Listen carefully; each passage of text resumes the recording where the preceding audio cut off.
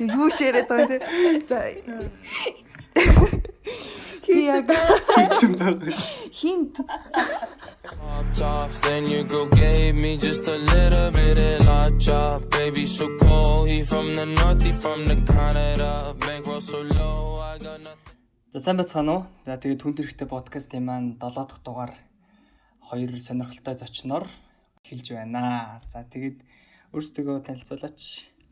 За бүгдээрээ сайн уу? Мажига байна. Сайн уу? Бука байна. Хаан салгаж болъё. Бид тэр Баянгороос салбагчнаа. Карантинлагдаад. Баянгор гэнг. Баянгор гэнг. За манай хоёр ямар мэргэжлэр сурдаг билээ? За би болохоор Монгол Улсын их сургуулийн бизнесийн сургуулийн Эхлэн Батх бүртгэл чиглэлээр нь сурдаг. Одоо 3 дугаар курс ээ. Би болохоор мост сэтгүүл зүгээр суралцдаг. Бас 3 дугаар курс. Nice.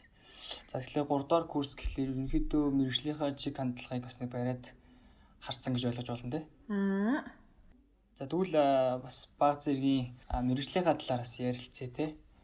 За Букагаас эхлэе. За миний хувьд болохоор яг одоохондоо нэг дадлага хийж яг практик талаас нь ерөөсөө тийм мэдлэггүй болохоор яг ярих юм болдохгүй байгаа байхгүй юу.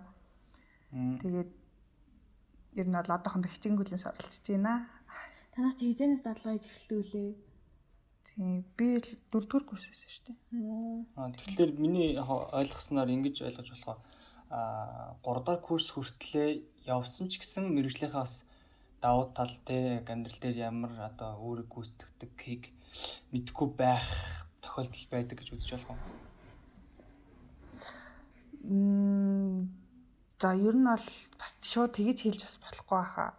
Нэг яг ингээд яг амьдрал дээр гараад яг юу хийхээ одоохондоо сайн мэдэхгүй байгаа байхгүй юу. Тэгэхээс бол яг манай бизнесийн чиглэлчин бол одоо юу гэж хэлмээр би одоо яг ийм төлөвшөлтөй болж байгаа заяа.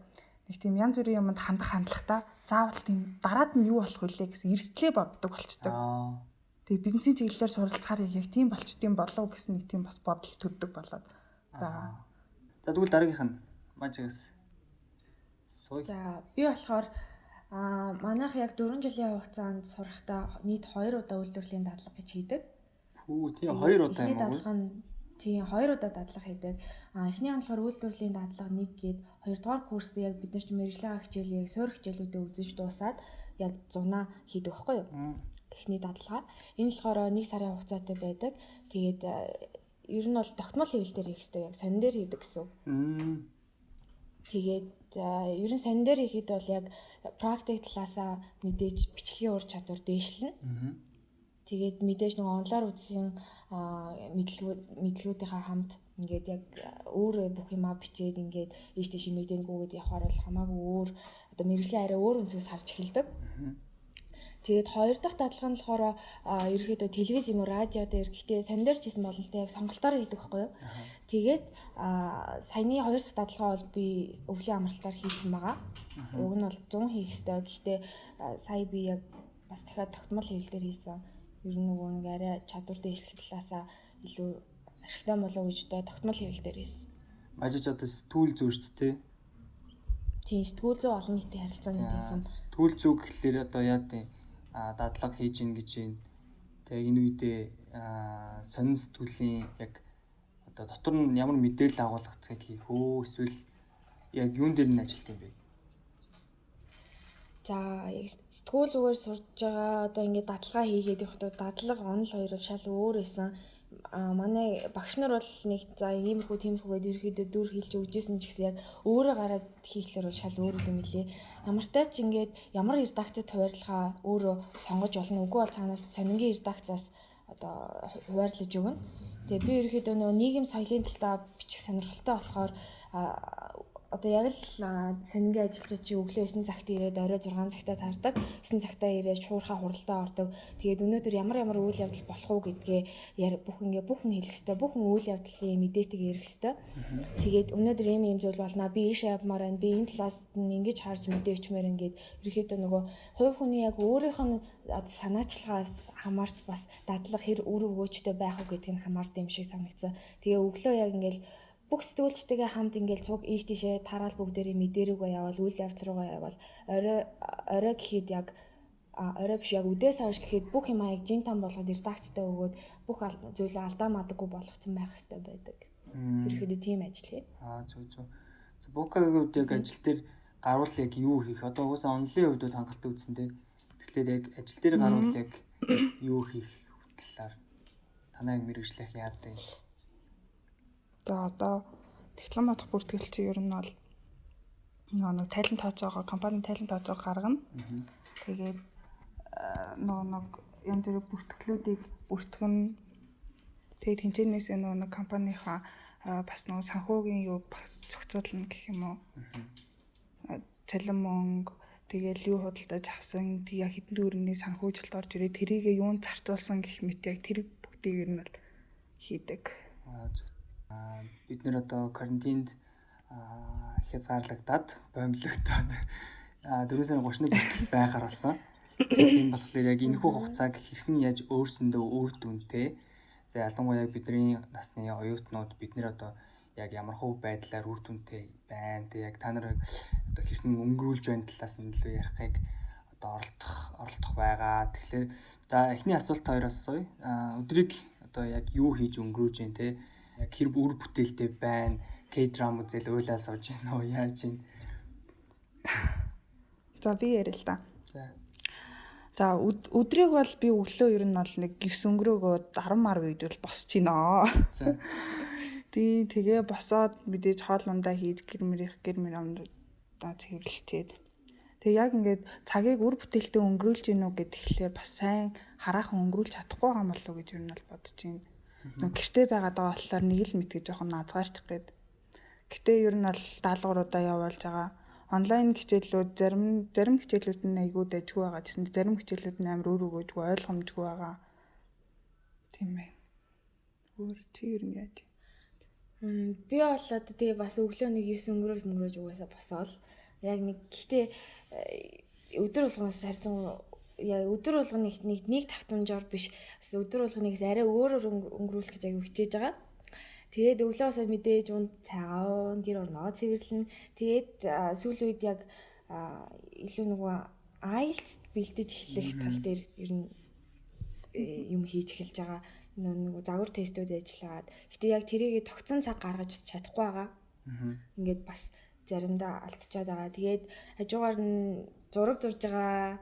Хажуугаар нь K-drama үзэж байгаа. Ер нь ингээ яг хүссэн болгоно л хийж байгаа. Тэгээд аль болох өөрийнхөө ямар нэгэн одоо soft skill-ийг дээшлүүлэхийн тулд ингээд ямар ч IELTS бэлдэж эхлэх нэг тийм зорилго тавьсан байгаа.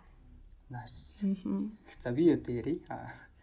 Өдрийг хэрхэн өнгөрүүлж байна гэхлээр манай компани өглөөнөөс яг орой ажлын цагаар ажиллаж байгаа. Хаяа яг дэвтэлтийн одоо ямар хуу одоо нөхцөл байдал нийгмийн нөхцөл байдал хэр байгааг шалтгаалж ремоут ажиллаж байгаа. Гэхдээ хөвчлэн яг компани дээрээсээ офис дээрээс ажиллаж байгаа болохоор өглөө 8 гэж босч байгаа. Тэгээд офис дээр ажиллаад өдөр 12 гээд хүмүүстэй уулзсан, найзуудтайгаа уулзсан хоолны цагаараа л да тий. Тэгээ нөгөө нэг хүмтэй дүүхийн нэг сэдвийн талаар ярилцах ч юм уу тийм хийх дуртай. Тэгээд ажиллаад дуусгаад өөрийн жижигхэн стартапыг хийгээд найзуудаараа нэлээд стартап хийж байгаа. Тэгээд тэрнийхээ үйл ажиллагааг явуулж байгаа. Тэгээд мөн гэртээ ирээд бас нөгөө яг хилэнд бэлтэж байгаа тий. Япон хэлэнд бэлтэж байгаа. Тэгээд яг ерөөхдөө бол зөндөл яг хэл үзэж байгаа ч гэсэн дэлхүү яг Япон хэлийг илүү сонгоод судалж байгаа. Тэгээд яг хүмүүс чиг яг гоё ингээд нэг амар гийгүүлсэн юм байхгүй юм шиг мөртлөө айгуу завгүй яваад байгаа болохоор өөрийнхөө хувьд айгуу өөр бүтээлтэй өнгөрөөж байгаа юм. Өөрийнхөө хувьд айгуу өөр бүтээлтэй өнгөрөөж байгаа. Тэгээд би бас юм хөөрхөн өөртөө юм челленж хийж байгаа. Тэр юу гэхээр хүмүүс ер нь яг миний ерөн дээр нөөмс харж байгаа бол өнөөдөр ихэд 43 44-т пост оруулж байна. Би positive гэдэг одоо post wave гэх юм уу те positive wave гэх юм уу тийм хийж явж байгаа. Намаагаас дагаж одоо тийм пост оруулж байгаа хүмүүс байна. Аль болох нийгэмд эерэг бай. Тиймэрхүү яг нэг юм хөргөн жижигхэн мотивашн юмнуудыг хийж байгаа. За нэг өдөр нэг тиймэрхүү завгүй өнгөрүүлэн. Тэгээд карантиныг бол яг ашиглаж байгаа гэж бодож байгаа. Зөв талд ашиглаж байгаа гэж бодож байгаа. Тиймэрхүү л энэ да. Энэ яг карантин бол нэг талаараа биднэрт амар том боломж өгж байгаа юм шиг санагдаж байгаа. Хэдий бид нар ингээд зарим оюутнууд маань гэртээ хоригдож байгаа юм шиг боловч яг энэ цаг хугацааг айгүй зөв ашиглаж чадвал өөрийгөө бас зөв талаараа сайн талаараа хүрэхийг хүсдэг зүйлдээ бас хүрж болох тийм цаг хугацаа гэж харж байгаа. Тий нөгөө нэг үнэхээр яг хийхийг хүсдэг мөртлөө цаг зав нь бас болдоггүй тийм үе байдаг шүү дээ. Яг тэрийг тэднэрийг хийж эхэлдэг. Тэгэхээр үе гэх юм уу? За тэгэхээр би дараагийн асуултанд оръё. Карантиныг үр бүтээлтэй өнгөрүүлнэ гэдэг ингээд одоо ер нь л яриад байгаа шүү дээ. Яг ер нь сурах сэтгэлээ ер нь яаж олж авах юм гэх юм. Яаж сэтлээ олж авч юм. Тий. Тэр талаар миний хувьд болохоор би өөрөө жоохон цагийн менежмент муутай юм баггүй юу?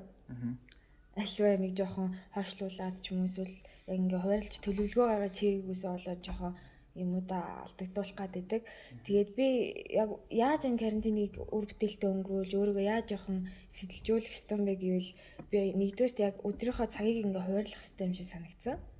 Өглөө яг тэдэн цагт босно. Тэгээ босоод тийм зүйлээ ингэж хийн. Яг нөгөө цагаас тэдэн цагийн хооронд гэж бүр яг тоочны гарахгүй ч гэсэн өнөөдөр би яг тийм зүйл амжуулна гэдгээ яг ингээд төлөвлөгөө гаргачвал одоо хамгийн эхний алхам нь тэр юм шиг санагдчихэв.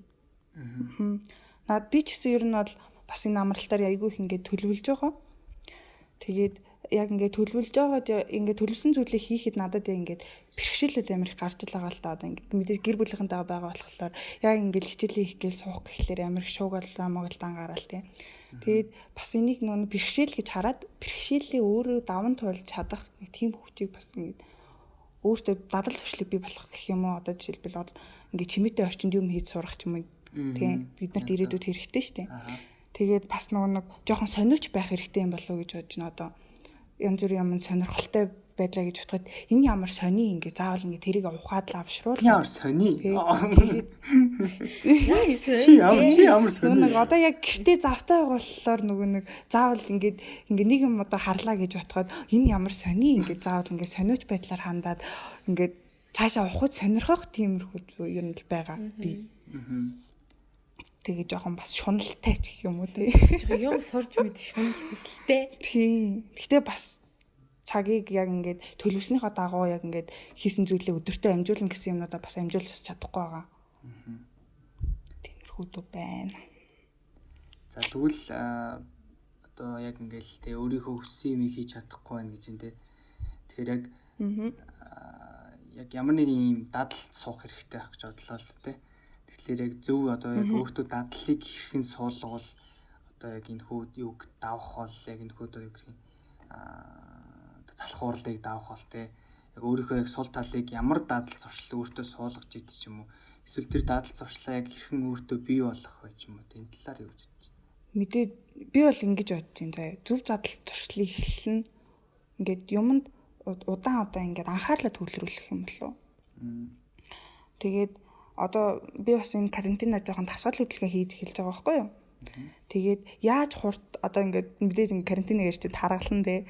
Тэгээд яаж хурдан торох вэ гэхээс илүүгээр нэг яаж энэ тэрийг зөв дадал туршил болох вэ гэдэг үүднээс нь хараад өглөө болгон гэх юм уу бол орой болгон та болио өглөө оройдоо чадахгүй л өдөртөө ингээд заавал 10-аас 15 минут дасгал хийх ч юм уу тий. Тэгээд жоохон юмд анхаарлаа төвлөрүүлэх нь хамгийн ихний алхам юм болов уу гэж бодож байна.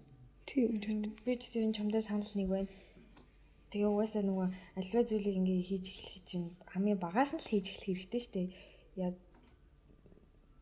ерөөдөө бол тэгэл яг миний түрүүний хэлсэн шиг зүгээр өдрийнхөө ингээ төлөвлөгөө гаргаад ингээд өнөөдөр ядаж ганцхан энэ ажлыг амжуулах хэрэгтэй гэдэг яг заавал энэ ажлыг амжуулна гэж хэлсэн бол тэр ажлаа заавал 100% гүйцэтгэлтэй хийх гэсэн тэр яг бодол яг тэр хүслээс эхлээл ерөөдөө.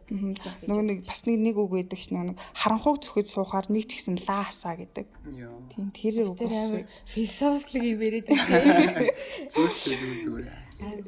Тийм чиний тэргэл чиний хувьд. За зөв дадал туршлыг яаж бий болгож байна? Миний хувьд бол би яг өөрөө хүсвэл болох юм санагдаад байгаа байхгүй. Одоо жишээлбэл ингээл мэргэжлийн хувьд бол яг боловсролын одоо юу гэж байгаа муугаар хэлэхэд хүн бакалаврын төвшөнд нэг тийм юм их юм сурдаг юм санагдсан. Одоо ингээ өдөрлөгөөс харахад.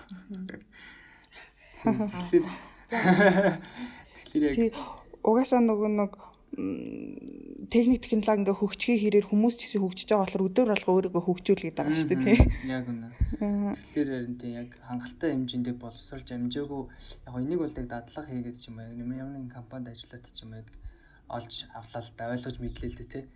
Тэгэхээр яг бид нэр яг цаг тухай бүртэн шин зүйл хаана болж байна яг тэрнийг ингэж олж мэддэг те шинэ одоо технологид суралцдаг ч юм уу за одоо шинэ дрон одоо гарлаа л гэж юм те одоо яаж ашигладаг одоо юу гэх шинэ машин гарлаа Cybertruck те гэх мэтчлээ одоо ингэ шинэ технологиуд хахад тэрний цаана яг хамгийн гол нь бид нар яг одоо боловсролын төвшин ингээд бакалаврын хэмжээнд очно гэдэг маань ямар нэгэн мэдээлэлд ингээд арай нэг нухацтай хандъя те цаана яг юу ажиллаж байна анализ хийж чаддаг яг үнэ анализ хийж чаддаг яг болж л ер нь бол гарч байгаа юм шиг байгаа.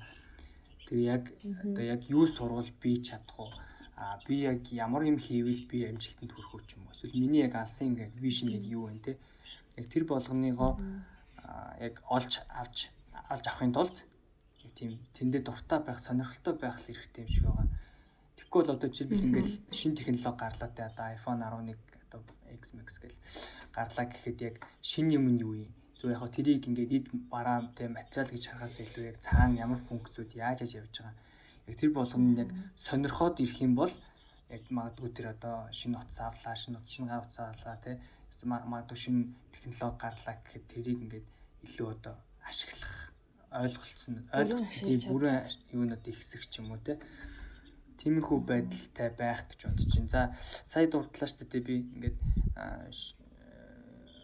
одоо бакалаврын төвшөнд ингээд одоо нэг ингээд суралцаад дуусгахад нэг юм дээр мэдээлэл дээр анализ хийж гэнэ гэж байна. Карантин үеэр ерөнхийдөө одоо маш их тийм одоо худлаа мэдээлэл гарч ийн одоо нэг манай ээжийн ахын нөхрийнх нь хүүхдийнх нь хадам аавн гэсэн яамд ажилдаг гинэ хөдөө хүүхдүүдэд явуулсан л гэж юм те та нар бараг ийм артаас юугаа аваарай ч юм уу тиймэрхүү худлаа мэдээлэл гаргаад яг хэдэн цагаар таргуулж байна яг энэ болгон дээр яг ялангуяа одоо бид нар их харлаа штэ худлаа мэдээлэл ямар амар хороо оршигтай те яаж айгуул хүн алж болж байна одоо Америкт гэхэд л урж өдөр жишээлбэл Жаз гэдэг нэг хятад залуу буутцсан байх жишээ нэ те яг тиймэрхүү одоо худлаач хвшилтэй яг ингээд энэ бол одоо юу гэвэл арьс өнгөр үзэлтэй арьс өнгөөр ялгарлах үзэл.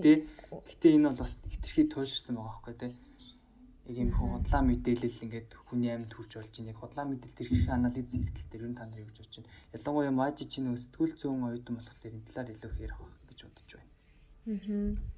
Тэгвэл. За ер нь бол энэ бол ганц одоо Монголын нийгэмд байгаа энэ худлаа одоо фейк ньюс гэж яг мэргэжлийн хэлээр яригддаг.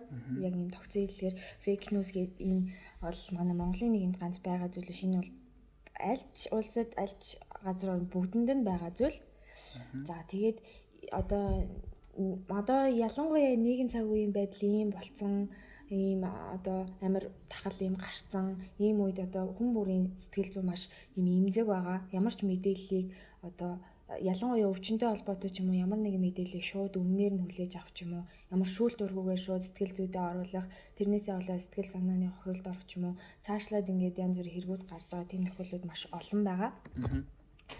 За тэгээд яагаад тэгвэл энэ фейк ньюс гэдэг зүйл бол уус энэ хуурамч мэдээлэл гэдэг зүйл бол угаасаа л байдаг.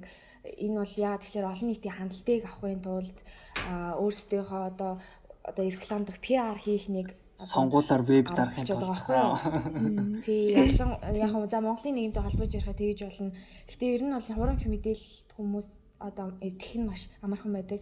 Энэ бол нэг талаасаа хүмүүсийн итгэл үнэмшил, сэтгэл хөдлөлийг ингэж ашиглаж хийж байгаа нэг зүйл баггүй юу?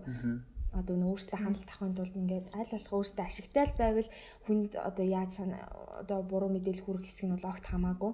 За тэгвэл энэ чиглэлээр Монголд яг юу хийж байгаа гэвэл энэ бол одоо саяхны бүртэл хуурамч мэдээлэл явж байгаа гэсэн энд бол ямар нэгэн асуудал гарахад үүнээс болоод ямар нэгэн одоо сөрөг үр дагавар гарахад ямар нэгэн тийм шийтгэл ч юм уу тийм хүлээдэг юм бол байгаагүй. Нэгдүгээрт энэ бол зөрчлийн хууль гэж гарч ирсэн.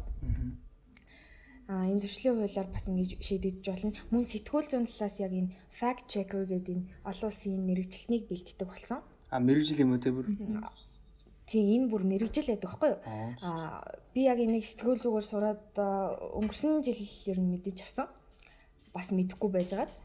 Тэгээд сонсож байгаа хүмүүст сонирхуулж хэлэхэд бол fact check email гэдэг ийм тусгай яг Монголын хамгийн анхны сайт 19 оны 12 сарын 30-31-нд нэгдэжсэн тийм сайт байгаа. Ийшээ худлаа гэж бодсон мэдээлэл явуулаа шууд шалгуулж болдог. Вау. Тийм бас сайт байгаа шүү. Сонсож байгаа хүмүүст нь хэрэгтэй байх. Тэгээд гол нь яг энэ бол зөвхөн одоо арт иргэдийн одоо мэдээлэл хүлээж авахтаа хэрхэн шүүлтүүртэй хандж байгаа вэ гэдэгт шууд 100% хамааралтай зүйл биш. Энэ бол бас сэтгүүлчийн үйл ажиллагаа одоо тухайн хэвлэл мэдээллийн хэрэгслийн үйл ажиллагаанаас бас хамаардаг зүйл шүү гэдгийг бас ойлгох хэрэгтэй. Шууд л ингээд ард иргээд ингээд бусад ер нь олон нийт ингээд тэр мэдээллийг шүүлтүүргөө хүлээж аваад энэ үний юм байна ингээд сенсац болгоод дэгдээх энэ хамгийн ихний одоо оролцож байгаа тэр хүн нь бол сэтгүүлч байгаа шүү дээ. Тэр мэдээллийг бичиж гаргаж байгаа. Тийм учраас энэ нэг талаасаа сэтгүүлчийн одоо зөв зөвтэй үйл ажиллагааг одоо зөв зөвтэй байх ёстой гэсэн энэ талаас бол манай одоо онлайн талаас дээр одоо маш их зүйл зааж өгдөг болсон. Энэ ёс зүй, сэтгүүлчийн ёс зүй гэж ярьдаг болсон. Тэгээ ерөөхдөө бол аль аль талын л тийм асуудал шүү гэдэг бас хэлмээр. Би бас нэг мэдээлэл уншиж ирсэн юм аа. Тэгсэн чинь нэг олонний танил хүмүүс илүү их нэг худал мэдээлэлд өртөх юм хэлдэг гинөө. Өртөхөө. Ер нь бол тий. Энд чи яагаад худал мэдээллийн ихэнх хувь нь олонний танил хүмүүс байдаг. Гаргадаг гэж юу? Үгүй олонний танил хүмүүсийн тухай гардаг гэж юу? Тийм энэ ч угаасаа нэг олон нийтийн төвд анхааралтай байгаа хүмүүс мэдээж тэрийг дагж байгаа хүмүүс нь олон нөлөөлөлттэй хүмүүсийн тухай ямар нэг юм мэдээл. Хэрвээ одоо ингээл чиний одоо inspiration авдаг нэг хүний талаар нэг хуурмаг мэдээ шар мэдээ орсон байлаа гэж бодоход тэгэл чи тэрэнд итгэхгүй маа гэхэд өөр нэг хүмүүс ингээд итгэж шууд итгэх тийм юм байж болно. Тийм учраас нэг олонний танил яг олонд танил гэдэг утгаар нь бас шар хэвлэл мэдээллийн хэрэгсүүд маш ашигладаг тийм тохиолдол байгаа. Зөв. Тэгэхээр ерөнхийдөө юу л гэдэг юм бэ л да тий. Албаар гэж ойлгож болно тийм үү? Тий.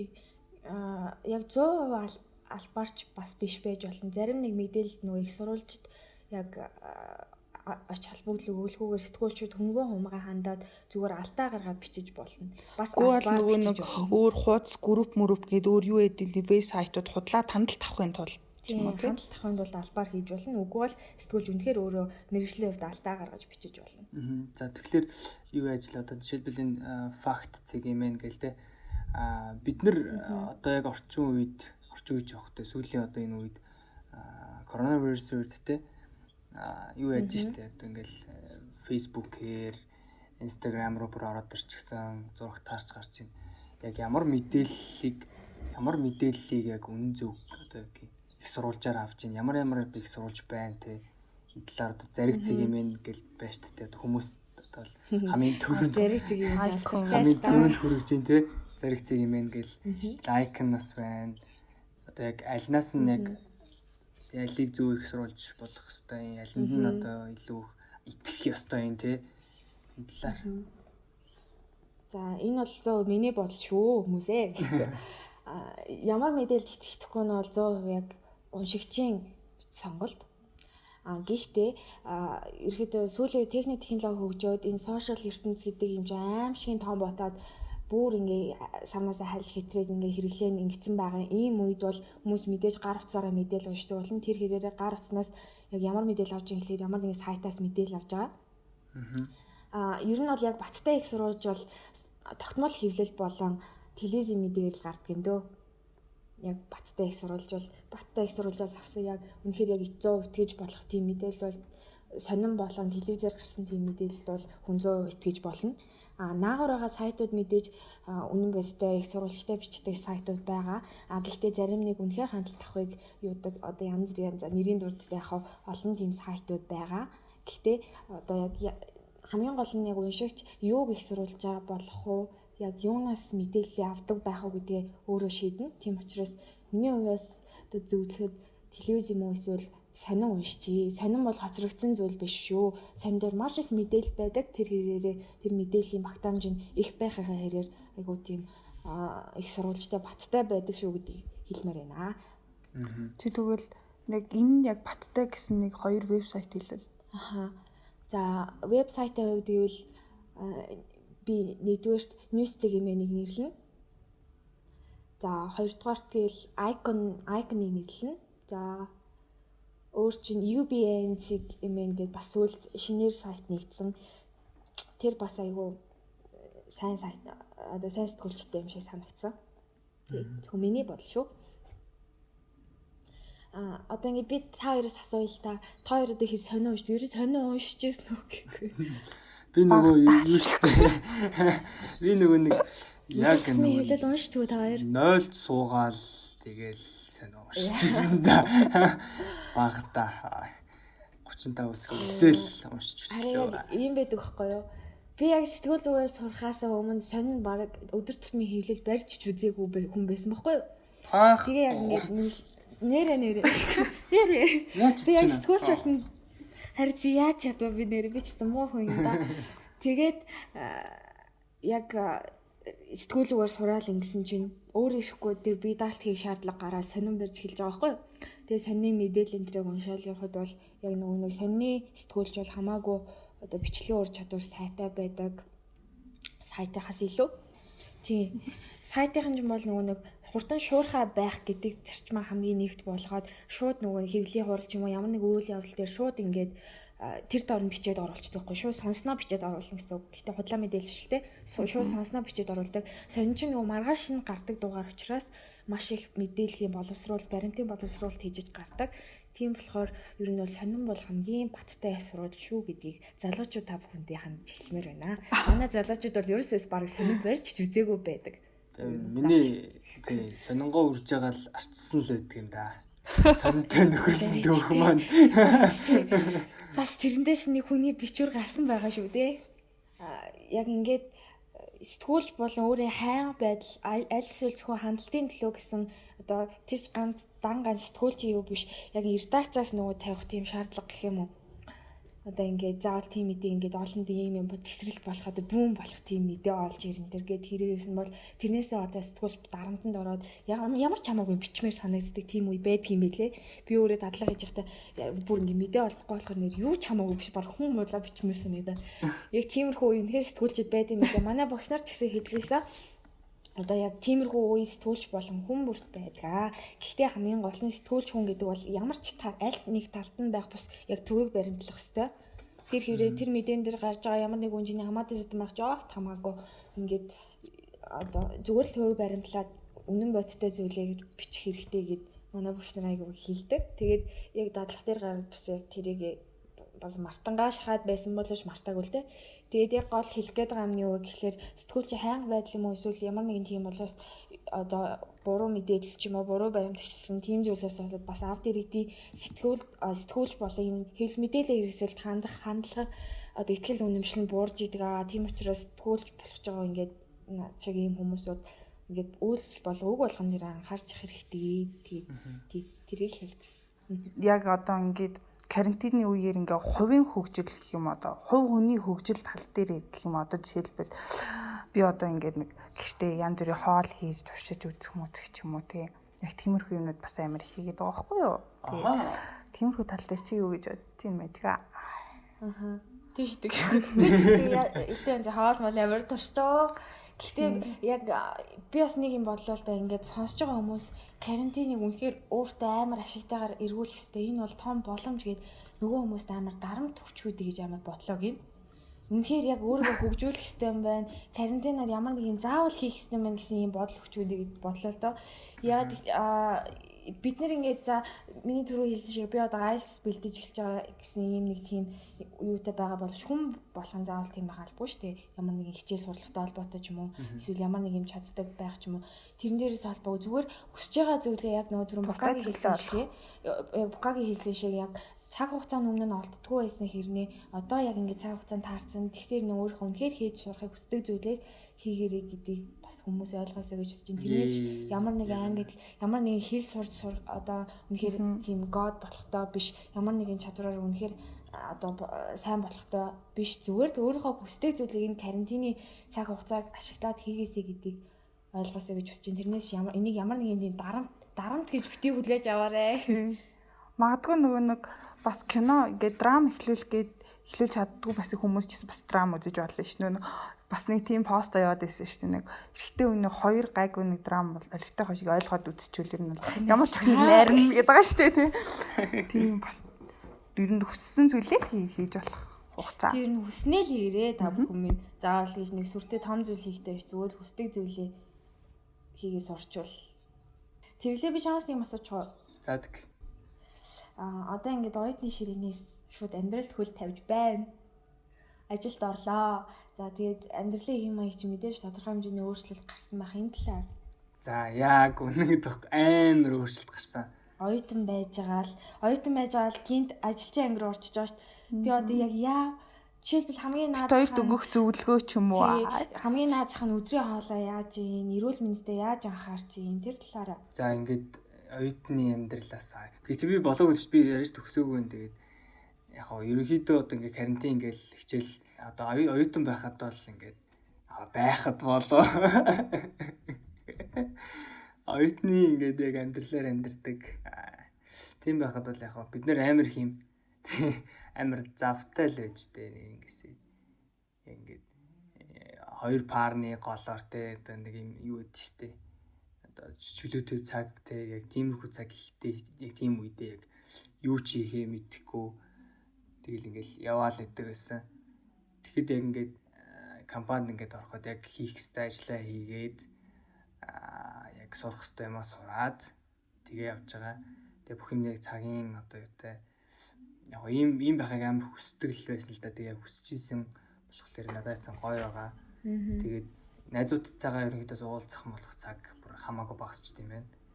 Одоо яг одоо ингээл оюутан ингээл хичээл мэжээлэхлээ ингээл дандаа найзуудтайгаа байдаг. Ингээл цуслааныхаа голоор өөр сургуулийн өөр найзуудтайгаа ч юм уу уулздаг те чөлөөтэй байх юм бол тийм байсан чинь одоо болохоор зүгээр л яг ажил хийх хэрэгтэй ажил байна, ажиллаа хийх хэрэгтэй. Ажил тараад гэхэлээ ядарчж байгаа юм. Гэтэ яг цаашаа ингээд амар их юм хийдэг л те. Одоо түрүүн хэлсэнчлэн нөгөө стартап гээл те. Тэгээ тэр мэн дээр ингээд байхад жишээлбэл ингээд яг найзуудтайгаа have fun байдаг те. Тим багасч тийм байна. Ялтчихв. Тэгээд өөрөө ирэхгүй өөрийгөө ингээд том болгох те.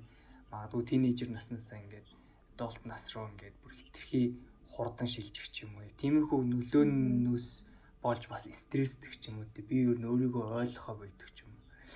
Тиймэрхүү яг нэг асуудлууд ч гэсэн үүсэж байгаа. Тэгтээ яг гоё байгаа.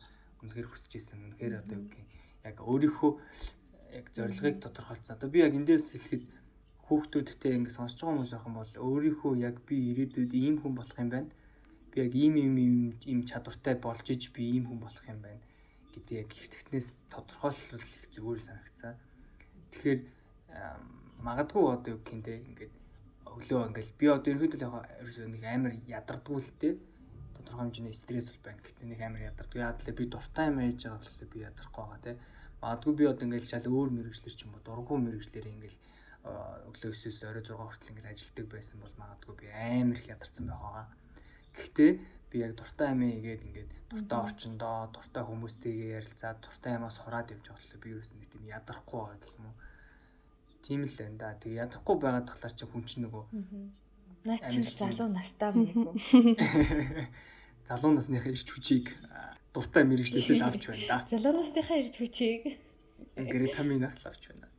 За нэг тийм хөл ах шүү дээ. Тэгээд ерөнхийдөө бол би яг ирээдүйд яг ямар хүн болохоо гэхлээр тодорхойлдох юм бол болох юм санагдаж шít. Одоо эцэст нь та хоёр яг ингээд подкаста дуусгаад юу үг хэлвэл яг юу хэлмээр байна? Хүснээ хэлээ. Хүснээ юу? За би хэлье. За ингээд эцэг үгээ ингээд хэлье. За ямар ч гэсэн карантиныг би бол зүгээр өнгөрөөхгүй. Би карантиныг яасан зүгээр өнгөрөөхгүй. Тэгээ ямар нэгэн одоо хичээлдээ эргээд орлоо эргээд чамтай ингээд тэрэлтэй буката ингээд за тэгээ ямар ч байсан энэ карантиныг бол зүгээр өнгөрөөхгүй. Тэгээ эргээд уулзахад би үнэхээр ийм хийж сурсан гэсэн тэгсэн гэдгээ та хоёрт бол нүр бардам хэлнэ. Та бүхэн ч бас тэгээ өөрийнхөө сэтгэл хангалуун байлгах тийм зүйлийг хийгээрэй гэж хүсчихье. Nice. Яг үнэ. Гоё үлмээр. За би ч гэсэн бас нөгөө нэг яг ингээд би карантинаар яг ийм зүйл хийлээ гэд. Тэг хийлээ гэсэн яг тийм юмнуудыг ингээ хийцэн байгаасай тий. Юу бол хийхийг хүсэжсэн. Юу ч яриад байгаа тий. За хийцэн байгаа. Хинт.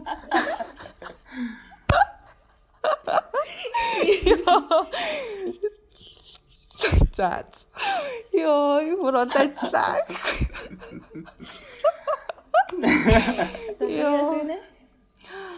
Ингээд за яг хиймээр байсан зүйлүүдээ хийгээд үдцсэн шүү те. Ядаж оролцсон шүү гэх тийм байгаасай. Яа. За би өөр хийсэн байх болно. Гэж хэлмээр байна. За хийцэн байгаарэ. За тэгээд энэ карантины үеэр хамгийн гол нь бас тархлаа шүү гэж хэлмээр байна. Тэгээд тархлаагаа сайн дэмжээрэй. Тэгээд муу сөрөг мэдээлэл уншаад өөрийгөө стресстүүлээд байлгүй сайн эрийг юмыг бас сонсоорой гэж хэлмээр байна. Манай жишээлбэл манай тэрэглийн подкастуудыг сонсоорой. За. Цэвэр PR. Тэгээд подкаст маань одоогор баг 2400-500 хүн сонсцсон аль хэдийнэ. M+ дээр сонсно гэдэг бол бас том бахан. Би удахгүй бас YouTube руу оруулж явж байгаа. Гэтэ хангалттай яг бэлэн болоогүй гэж бодод байна. Чанартай юм хийдэг болчоод тэгээд магадгүй одоо 10 дахь подкастаас YouTube руу оруулъя те. Тэгж бодож байгаа. Тэгэд за подкаст өндөрлөлөд хэлэхэд бүгдээрээ яг карантинаар яг өөрийнхөө дуртай зүйлийг олоосоо те. Яг өөрийгөө нээж чадаагүй байсан зүйлээ яг энэ цаг гараад өөртөөгөө туулж ажиллах яг энэ яг хугацаанд яг өөрийгөө яг нээсэн байгаасаа чаддгүй юм чаддаг болсон байгаасаа гэж хүсье бүгдээр нь. За тэгээд та нар бүгдээрээ өөрсдийнхөө амьдралыг шийдэх хүмүүс шүү. Хинч та нарын амьдралыг заахгүй. Тийм болохоор бүгдээрэнд амжилт хүсье. Тэгээд за өнөөдрийн тэгээд нөхө подкастаар Баян онгороос Мажи болон Бука нартай тэргэл холбогдлоо. Тэгээд та бүхэн амжилт хүсье. Тэгээ хүн тэрэгтэй подкаст юм маань 7 дахь дугаар энэ хүрээд өндөрлж байна. Баярлаа. Top, then your girl gave me just a little bit of la chop. Baby so cold, he from the north, he from the Canada. Bankroll so low.